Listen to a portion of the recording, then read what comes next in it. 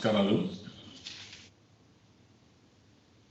నిన్న విశాఖపట్నంలో RR వెంకటాపురంలో LG polymers ఏదైతే ఫ్యాక్టరీలో జరిగిన ప్రమాదం చాలా బాధాకరం. ఇప్పటికే రాష్ట్రం అంతా ప్రపంచం అంతా కూడా కరోనాతో భయభ్రాంతులైపోయే పరిస్థితికి వచ్చింది. ఎక్కడ కూడా జనజీవనం స్తంభించే పరిస్థితికి వచ్చింది. అలాంటి సందర్భంలో ఈ సంఘటన జరగడం చాలా బాధేస్తుంది. దగ్గర 12 మంది చనిపోవడం, ఇంకా హాస్పిటల్లో ఒక 350 మంది హాస్పిటల్లో ఉండడం, అదే మాదిరిగా అందులో పిల్లలు కూడా ఒక 40 మంది ఉండడం. దీని ప్రభావం కూడా మీరు చూస్తే మొన్న తెల్లవారుజాము నిన్న అర్లీ మార్నింగ్ 3 గంటలకు ఆ ప్రాంతంలో ఈ ప్రమాదం జరగడం, అక్కడి నుంచి ఎంత ప్రమాదంగా జరిగిందంటే ఎక్కడికక్కడ మనుషులు కూడా ఆ గ్యాస్ ఎవరైతే పీల్చారో ఇంటెన్సిటీ ఎక్కువైతే ఎక్కడైతే వచ్చిందో వాళ్ళు అక్కడికక్కడే పడిపోవడం, అక్కడి నుంచి నిస్సహాయ స్థితిలో వాళ్ళందరినీ హాస్పిటల్లో చేర్చడం, ఆ యొక్క ఇంపాక్ట్తో అనిమల్స్ కూడా పాడి పశువులు కూడా 10 చనిపోవడం, ఒక 100-200 అనిమల్స్కి అయితే చాలా సీరియస్ అయిపోవడం, చెట్లు కూడా ఆ ప్రభావంతో చెట్లు కూడా ఎండిపోవడం, ఇవన్నీ కూడా చూస్తూ ఉంటే చాలా ప్రమాదంగా జరిగే పరిస్థితి వచ్చింది. అక్కడి నుంచి అక్కడుండే స్థానికంగా ఉండే మా ఎమ్మెల్యే కూడా గణబాబు కానీ మిగిలిన వాళ్ళందరూ స్పాట్కి వెళ్ళడం, ధైర్యంగా పోయి అక్కడ రెస్క్యూ ఆపరేషన్స్ అన్నీ కూడా చేశారు. నాకు ఉదయం ఇన్ఫర్మేషన్ వస్తానే నేను కూడా ఇమ్మీడియట్గా స్పందించడం, అక్కడి నుంచి స్పందించిన వెంటనే మీరు ఒకసారి చూస్తే ప్రధానమంత్రి కూడా దీనిపైన హై లెవెల్ కమిటీ మీటింగ్ కూడా పెట్టడం, డిఫెన్స్ని అదే సమయంలో హోమ్ మినిస్టర్లందరితో రివ్యూ చేయడం, తర్వాత క్యాబినెట్ సెక్రటరీ కూడా రివ్యూ చేయడం, ఎన్డీఆర్ఎఫ్ కానీ అదే వారిగా సిఐఎస్ఎఫ్ కానీ వీళ్ళందరూ కూడా వాళ్ళందరినీ పంపించడం, వాళ్ళందరూ కూడా రెస్క్యూ ఆపరేషన్స్ అన్నీ చేసే పరిస్థితికి వచ్చారు. నిన్న రోజంతా కూడా నేను ఇదే సమీక్షలు చేసుకుంటూ ఎక్కడికక్కడ జరిగేటన్నీ కూడా మాట్లాడుతూ వచ్చాను. మీడియాలో వచ్చేటి చూశాను, అక్కడ జరిగేటివి చూశాను. చాలా బాధేస్తుంది, మనసు కలిచివేస్తుంది. అయితే అక్కడ జరిగిన సంఘటనలు నిస్సహాయంగా చూడడం తప్ప మనం ఏం చేయలేకపోయామనే బాధ కూడా ఉంది. అదే సమయంలో నేను అక్కడికి వెళ్ళడానికి అన్ని విధాల ప్రయత్నం చేశాను, ఇంకా చేస్తూనే ఉన్నాను. గవర్నమెంట్ ఆఫ్ ఇండియా కూడా లెటర్స్ పంపించాను, పిఎంఓకి కానీ అదే మరిగా హోమ్ సెక్రటరీకి, క్యాబినెట్ సెక్రటరీకి, సివిల్ ఏవియేషన్ సెక్రటరీకి పంపించాను. ఈ కరోనా వైరస్ వల్ల నిబంధనలు స్ట్రిక్ట్గా పెట్టారు. ఇది ఎక్స్ట్రాడినరీ సిచ్యువేషన్, దీనికి పర్మిషన్ ఇమ్మని విజిట్ చేయడానికి వారిని కూడా కోరాను, కానీ రాత్రి వరకు రాలేదు. అదే సమయంలో ఈరోజు కూడా ఇంకా కన్ఫర్మేషన్ అలాంటిది ఇంకా రాలేదు. అయితే నిన్న కూడా నేను కేంద్రానికి కూడా ఎప్పటికప్పుడు లెటర్స్ రాస్తూ వచ్చాను. ఎందుకంటే ఇది ఈ స్టెరైన్ యాక్సిడెంట్ అనేది ఇంతవరకు ఎక్కడ కూడా ప్రపంచంలో జరిగిన సాక్ష్యాలు లేవు, దీనికి డాక్యుమెంటరీ ఎవిడెన్స్ కూడా లేదు. అదే మరి ఈ స్టెరైన్ వల్ల జరిగే పరిణామాలు కూడా దుష్పరిణామాలు ఆరోగ్యపరంగా ఏమి ఉంటాయో అవి కూడా ఎక్కడా లేని ఇది ఉంది. అలాంటి సమయంలో దీనికి ఎక్స్పర్ట్స్ అందరూ ఇక్కడ రావాల్సిన అవసరం ఉంది, శాస్త్రవేత్తలు అధ్యయనం చేయాల్సిన అవసరం ఉంది. ఇక్కడ ప్రజానీకానికి ఎలాంటి ట్రీట్మెంట్ ఇవ్వాలనో ఇవ్వడానికి అన్ని చర్యలు తీసుకోవాల్సిన అవసరం ఉందని నిన్న కూడా నేను కొన్ని లెటర్స్ అన్నీ పంపించాను. ఎందుకు నేను ఈ విషయం చెప్తున్నానంటే నేను కూడా నాకు తెలిసినటువంటి మేధావులతో కొంతమందితో మాట్లాడి ఈ సబ్జెక్ట్ ఎక్స్పర్ట్స్తో కూడా మాట్లాడాను. వారు కూడా కొన్ని సమాచారాలు ఇచ్చారు. ఆ సమాచారం కూడా తీసుకొని మామూలుగా స్టెరైనే అయితే ఈ స్టెరైన్ దీంట్లో జరిగేదంతా కూడా మీరు చూసినప్పుడు మామూలుగా లిక్విడ్ ఫామ్లో ఉంటుంది. లిక్విడ్ ఫామ్లో ఉండి గ్యాస్గా కన్వర్ట్ అయిందంటే ఏ విధంగా కన్వర్ట్ అయింది? అది ఫెగ్మెంటేషన్, 40 రోజులు లాక్డౌన్లో ఉండడం, లాక్డౌన్లో ఉన్న తర్వాత అక్కడ జరిగిన పరిణామాలు అవన్నీ కూడా అదే ఆటోమేటిక్గా ఆ ఫెగ్మెంటేషన్లో వచ్చిందనేది ఒకటి. లేదు అక్కడ ఏమైనా ఇంకేమైనా కెమికల్ యాడ్ అయ్యి ఇది గ్యాస్ రూపేణ వచ్చిందనేది రెండో యాంగిల్. ఇలాంటివన్నీ క్షుణ్ణంగా స్టడీ చేస్తే తప్ప ఇది ఏం జరిగిందని నిర్ధారణ చేయలేము. అలాంటప్పుడు ఇది సింప్లిఫై చేయడం కూడా కరెక్ట్ కాదు. రెండోది, దీని ప్రభావం ఎంత దూరం ఉంటుంది? అక్కడ ఎయిర్ క్వాలిటీ ఉంది, చుట్టుపక్కలంతా కూడా ఫ్యాక్టరీలో ఎయిర్ క్వాలిటీ ఉంటుంది, ప్రైవేట్ కూడా కొన్ని ఫ్యాక్టరీస్లో ఎయిర్ క్వాలిటీ ఉంటుంది. అదే మరి గవర్నమెంట్ కూడా పొల్యూషన్ బోర్డు తరఫున కొన్ని ఎయిర్ క్వాలిటీస్ ఉంటాయి. ఆ ఎయిర్ క్వాలిటీ డివైసెస్లో ఏ టైప్ ఆఫ్ ఇన్ఫర్మేషన్ ఉందో ఆ ఇన్ఫర్మేషన్ తీసుకోవాలి. ఆ ఇన్ఫర్మేషన్ తీసుకొని ఈ ఇన్ఫర్మేషన్ అంతా కూడా అనలైజ్ చేసి ఆ రోజు ఏం జరిగింది, ఇది మానవ తప్పిదమా, టెక్నికల్ ప్రమాదమా? అలాంటి టెక్నికల్ ప్రమాదాన్ని కూడా విజువలైజ్ చేయకుండా పోవడం కూడా తప్పే. ఎందుకంటే లాక్డౌన్ పెట్టిన తర్వాత, లాక్డౌన్ లిఫ్ట్ చేసిన తర్వాత ఇది ఎసెన్షియల్ సర్వీస్ కూడా కాదు. ఒకవేళ ప్రమాదకరమైన ఈ ఇండస్ట్రీ ఓపెన్ చేసేటప్పుడు అన్ని జాగ్రత్తలు తీసుకొని ఇన్ని రోజులుగా క్లోజ్ చేశాం కాబట్టి ఇప్పుడు ఓపెన్ చేస్తున్నాం కాబట్టి పొల్యూషన్ కంట్రోల్ కానీ దీని కన్సర్న్ డిపార్ట్మెంట్స్ కానీ పర్సనల్ ఇన్స్పెక్ట్ చేసి అన్నీ సరిగా ఉన్న తర్వాతనే దీనికి పర్మిషన్ ఇచ్చి ఉండాల్సింది. అలాంటి కొన్ని నిబంధనలు పాటించాల్సిన అవసరం ఉంది. అదే కాకుండా ఒకప్పుడు ఇది కొద్దిగా అవుట్స్కట్స్ సిటీకి ఉండొచ్చు, కానీ ఈరోజు మనం చూస్తే సిటీ మధ్యలో ఉంది. ఎటు చూసినా జనసాంద్రత విపరీతంగా ఉండే పరిస్థితి ఉంది. అలాంటి పరిస్థితిలో ఈరోజు దీన్ని ఆపరేట్ చేసిన విధానం కూడా కొంత కరెక్ట్ కాదనేది నా అభిప్రాయం. ఎలాంటి ప్రమాదం జరిగినప్పుడు దీనికి ఎక్కడ కూడా ఇలాంటి జరిగినప్పుడు జరిగిందా, జరిగితే ఎలాంటి ఇంపాక్ట్ ఉంది అలాంటి ఆధారాలు లేవు. కానీ సిమిలర్ ఇన్సిడెంట్స్ కొన్ని జరిగాయి. భోపాల్ కానీ ప్రపంచంలో ఇంకా చాలా సంఘటనలు జరిగాయి. ఆ సంఘటనలు జరిగినప్పుడు అక్కడ పరిస్థితులు బట్టి అక్కడ కూడా రెస్పాండ్ అయ్యి ఏ విధంగా ఆర్థిక సహాయం చేయడం కానీ లేకుంటే ఫ్యాక్టరీస్ కాంపన్సేషన్ పే చేయడం కానీ అవన్నీ జరిగాయి. కానీ ఇలాంటిది స్టెరైన్ అనేది ఎక్కడ కూడా యాక్సిడెంట్ అయిన సందర్భాలు ఇంతవరకు లేదు. దీనికి డాక్యుమెంటరీ ఎవిడెన్స్ కానీ అదే మరి సైంటిఫిక్ ఎవిడెన్స్ కూడా క్రియేట్ చేయాల్సిన అవసరం ఉంది. ఈ రెండు క్రియేట్ చేయాలంటే అక్కడ ఎవరైతే హాస్పిటల్లో ఉండే వాళ్ళని సింపుల్ ట్రీట్మెంట్తో ఇంటికి పంపిస్తే వాళ్ళకు మళ్ళీ సమస్యలు వస్తే ఆ సమస్యల్ని ఏ విధంగా ఫేస్ చేయాలనో ఇప్పటి నుంచి మనం అధిగమించాల్సిన అవసరం ఉంది. దీనికి ఎక్స్పర్ట్స్ డాక్టర్స్ అందరూ కూర్చొని కేంద్ర ప్రభుత్వ ఆధ్వర్యంలో ఇండియాలో ఉండే బెస్ట్ శాస్త్రవేత్తలు కానీ డాక్టర్స్ కానీ దీన్ని అధ్యయనం చేయడం, అదే మరిగా అలాంటి ట్రీట్మెంట్ ఇచ్చి అక్కడుండే ప్రజలందరినీ కాపాడవలసిన బాధ్యత, అలాంటి దానికి మొదటి ప్రాధాన్యత కూడా ఇవ్వాల్సిన అవసరం ఉంది. కానీ ఇది హ్యాండిల్ చేసిన విధానం అయితే చాలా బాధేస్తుంది. ముఖ్యమంత్రి నిన్న ఉదయం వెళ్ళారు. ఆయన చెప్పింది మీరు చూస్తే ఎల్జీ పాలిమర్స్ మల్టీనేషనల్ కంపెనీ మృతుల కుటుంబాలకు 1 కోటి పరిహారం అందేలా చూస్తాం.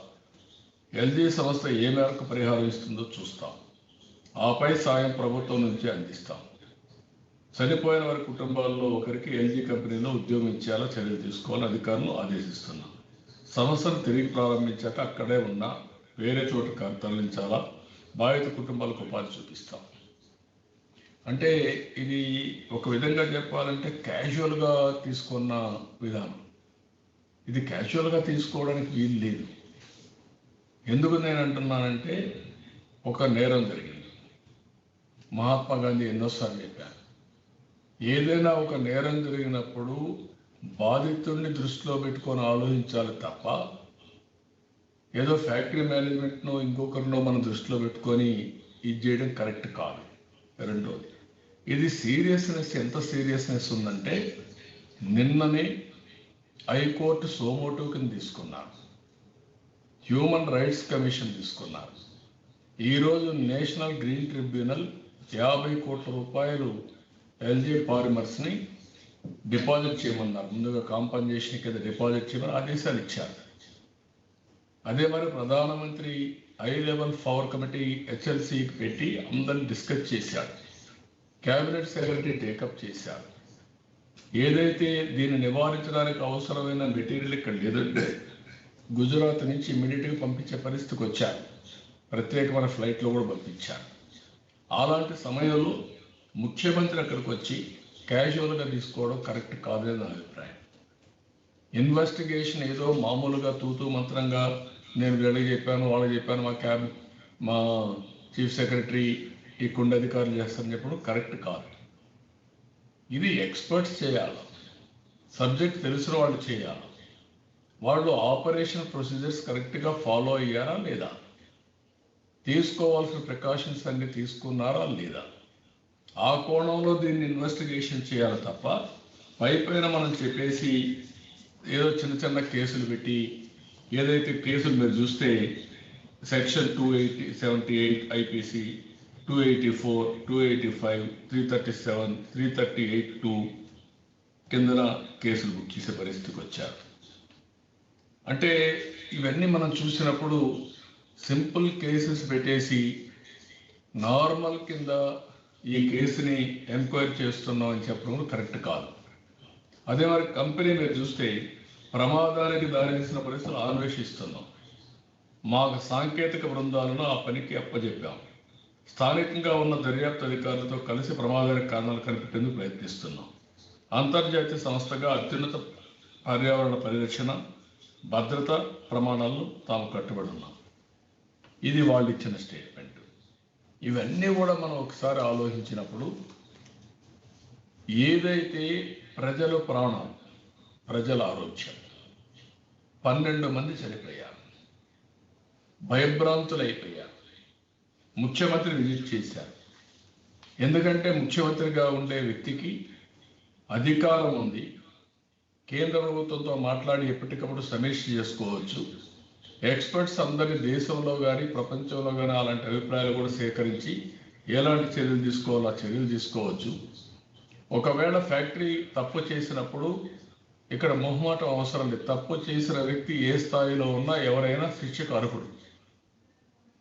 ఎవరికి కూడా ప్రాణాలు తీసే అవకాశం లేదు. మామూలు యాక్సిడెంట్ కాదు. ఒక ఫ్యాక్టరీలో జరిగితే ఆ ఫ్యాక్టరీలో ఒకరో ఇద్దరో కార్మికులు చనిపోతూ ఉంటారు. ఓసారి 5-10 మంది కూడా అవుతారు. మన రాష్ట్రంలో ఫస్ట్ టైం బయట వాళ్ళు చనిపోవడం, నాట్ ఫ్యాక్టరీ కార్మికులే కాదు, బయట వాళ్ళు చనిపోవడం, ఇది ఫస్ట్ టైం ఇది. కాబట్టి ఆ ప్రాంతం అంతా కూడా కొన్ని వేల మంది భయభ్రాంతులే వెళ్ళిపోవడం. నిన్న సాయంత్రం గుజరాత్ నుంచి మెటీరియల్ తెచ్చిన తర్వాత మళ్ళీ ఒకసారి అధ్యయనం చేసిన తర్వాత ప్రభుత్వం సరిగా డీల్ చేయకుండా, కరెక్ట్గా వాళ్ళందరికీ సమాచారం ఇవ్వకుండా పోయి ఆ 1.5 కిలోమీటర్ ఏదైతే ఉందో ఆ ఏరియా అంతా కూడా ప్రచారం చేశారు. వాలంటీర్లు పెట్టి సమాచారం అంతా ఇచ్చి ప్రచారం చేశారు. మీరంతా వెళ్ళిపోండి ఇక్కడి నుంచి అని. మళ్ళా ఏదో ప్రమాదం అవుతుంది, బ్లాస్టింగ్ అవుతుంది, కాబట్టి జాగ్రత్తగా ఉండండి. దాంతో విశాఖపట్నం మొత్తం స్ప్రెడ్ అయిపోయింది. రాత్రి ప్రతి ఒక్కరూ భయభ్రాంతులు అయిపోయేసి ఎక్కడికి వెళ్ళిపోయారు వీళ్ళందరూ? నేరుగా బీచ్ రోడ్లకు ఆ పక్కకి వెళ్ళిపోయే పరిస్థితి వచ్చారు, పరిగెత్తే పరిస్థితికి వచ్చారు. ఇది అడ్మినిస్ట్రేషన్ గారి గవర్నెన్స్ యొక్క ఫెయిల్యూర్ కింద వస్తుంది. జాగ్రత్తగా లేకపోతే ఇప్పటికే అక్కడ ఉండేవాళ్ళు ప్యానిక్ రియాక్షన్లో ఉన్నారు. అలాంటి వారికి మనం భరోసా ఇవ్వడమే కాకుండా వారిని ఏ విధంగా ఆదుకుంటాం కూడా చెప్పాల్సిన బాధ్యత ఈ ప్రభుత్వానికి ఉంది. అవి చెప్పకుండా ఇలాంటి చేసేదాని వల్ల చాలా సమస్యలు వస్తాయి. ఇక్కడ కూడా ఈ స్టెరిన్ గ్యాస్ వల్ల మీరు చూస్తే కొంతమంది అసెస్మెంటు ఇది ఎక్కువ దూరం పోదు, 500 మీటర్ల కంటే ప్రయాణించే అవకాశం లేదు. ఇంకొక పక్కన చూస్తే ఇది ఫెగ్మెంటేషన్ నేను ముందే చెప్పాను, దానివల్ల జరిగిందా 40 రోజులు లాక్డౌన్ వల్ల. లేకపోతే దీంట్లో ఇంకా ఏమైనా కెమికల్ కూడా కలిసి ఈ ప్రమాదానికి గురైందా? ఇవన్నీ కూడా సీరియస్గా తీసుకోవాల్సిన అవసరం ఉంది. అలాంటిది లాక్డౌన్ లిఫ్ట్ చేసినప్పుడు మీరు అనుకున్న ప్రోటోకాల్, సేఫ్టీ ఇవన్నీ కూడా ఫాలో అయ్యారు. కడాన ఈరోజు మీరు చూస్తే అక్కడ సైరన్ ఉంది, ఆ సైరన్ కూడా మోగలేదని విలేజర్ చెప్పిన దాన్ని బట్టి. సైరన్ కానీ మోగుంటే మేము వెళ్ళిపోయి ఉండేవాళ్ళం, అది మోగలేదు. కాబట్టి మేమందరం అక్కడ ఉండి ఆ వాసన వచ్చిన తర్వాత ఎప్పటికప్పుడు పోయాం. కొంతమంది ఎండలో నిద్రపోయిన వాళ్ళు అక్కడికక్కడే ఎండపైపోయే పరిస్థితి వచ్చారు. లేట్ అయిన వాళ్ళు గ్యాస్ వచ్చిన తర్వాత ఎక్కడికక్కడ పడిపోయే పరిస్థితికి వచ్చారు. కొంతమంది స్కూటర్లో పోతూ పోతూ కుప్పగొలిపోయారు. కొంతమంది రోడ్డు మీద ఉంటే ఈ గ్యాస్ వస్తానే అది కొట్టిన దెబ్బకి, షాక్కి, ఆ స్ట్రోక్కి పక్కన కాలువలో పడిపోయే పరిస్థితికి వచ్చారు. ఎక్కడ ఉండే వాళ్ళు ఇంటెన్సిటీని బట్టి కుప్పగూలిపోయే పరిస్థితికి వచ్చారు. ఎన్డీఆర్ఎఫ్, సిఐఎస్ఎఫ్ చాలా మందిని కాపాడగలిగారు, ఒక 2,000 కుటుంబాలను కాపాడగలిగారు. వారిని మనస్ఫూర్తిగా అభినందిస్తున్నాం. ఇలాంటి సమయంలో ఈరోజు రాష్ట్ర ప్రభుత్వం కూడా బాధ్యత నెరవేర్చాలి తప్ప ఇది లైట్గా తీసుకోవడం చాలా కరెక్ట్ కాదు. ఎప్పుడైతే ప్రాపర్గా ఎంక్వైరీ చేయడం, అదే మార్గం దీని పరిణామాలు ఏమేమి ఉంటాయి, ఈ ప్రమాదానికి గురైన పరిస్థితులు ఏంటి అధ్యయనం చేయడం, అధ్యయనం చేసిన తర్వాత మనం యాక్షన్ ఏం చేయాలో అది కూడా ఇనిషియేట్ చేయడం, అదే సమయంలో ఇది జరిగిన సంఘటన పట్ల అక్కడుండే ప్రజలకు ఎంతవరకు వచ్చింది. నేను అందుకే చెప్పాను అన్నమాట, ఎయిర్ క్వాలిటీ. ఆ ఎయిర్ క్వాలిటీ అన్నీ తీసుకొని ఎంతవరకు ఆ ఎయిర్ క్వాలిటీ వచ్చింది, ఆ ఏరియా ఉండే అందరినీ కూడా మనం ఇయర్ మార్క్ చేసుకుని ఎంత తీవ్రత వచ్చింది కూడా చూసిన తర్వాత వీళ్ళకు షార్ట్ టర్మ్, మీడియం టర్మ్ ఏమేమి ట్రీట్మెంట్ ఇవ్వగలుగుతాం, ఇవ్వాల్సిన అవసరం ఉంది. అది చాలా ముఖ్యం. అది కానీ చేయాలంటే అక్కడ ఉండే ఏరియా వాళ్ళందరి యొక్క ఎలక్ట్రానిక్ హెల్త్ రికార్డ్స్ కూడా ఇప్పుడు ఎస్టాబ్లిష్ చేయాలి, మ్యాండేటరీ చేయాలి అవసరమైతే.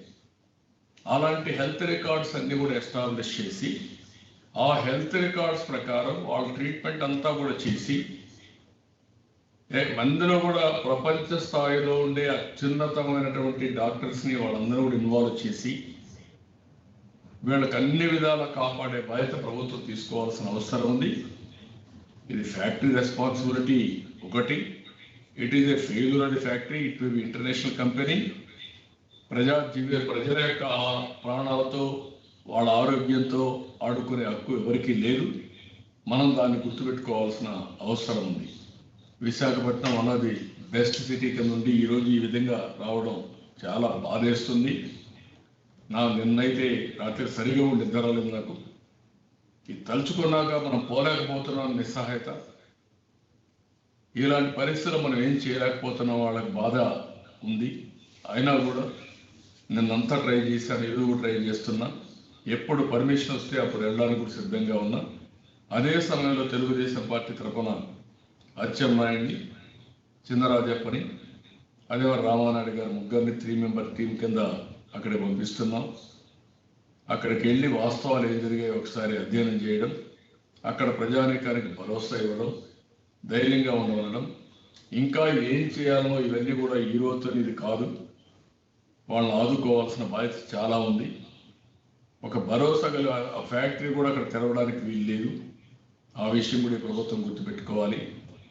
చాలా లైట్గా అవసరమైతే చూస్తాం, వాళ్ళు డబ్బులు ఇస్తే తీసుకుంటాం, కాబట్టి మేమే ఇస్తాం. ఫ్యాక్టరీ షిఫ్ట్ చేయాలంటే కావాలంటే ఆలోచిస్తాం, ఎలాంటి అన్నీ కరెక్ట్ కాదు. ఆ ఫ్యాక్టరీ డెఫినెట్గా అక్కడి నుంచి ముందు క్లోజ్ చేయాలి, అవసరమైతే అక్కడి నుంచి షిఫ్ట్ చేయాలి ఒకవేళ వాళ్ళు దోషులు కాదని తేలితే. అంతేగాని మేనమేషాలు లెక్క చేయడం కూడా కరెక్ట్ కాదు. ప్రజల ఆరోగ్యం ముఖ్యం. దీనికి కేంద్ర ప్రభుత్వ ఆదేశాలు ఉన్నాయి, సుప్రీంకోర్టు డెసిషన్స్ ఉన్నాయి. అలాంటివన్నీ దృష్టిలో పెట్టుకుని ఎక్కడికక్కడ ప్రమాదంగా ఉండవన్నీ అన్నీ కూడా ఎక్కడ సురక్షిత ప్రాంతాలు ఉంటే ఆ ప్రాంతాలకు షిఫ్ట్ చేయాల్సిన బాధ్యత ప్రభుత్వాలపైన ఉంది. ప్రజల ప్రాణాలు, ప్రజల ఆరోగ్యం అన్నిటికంటే ముఖ్యం. ఆ విషయం గుర్తుపెట్టుకోవాల్సిందిగా ప్రభుత్వాన్ని డిమాండ్ చేస్తున్నా.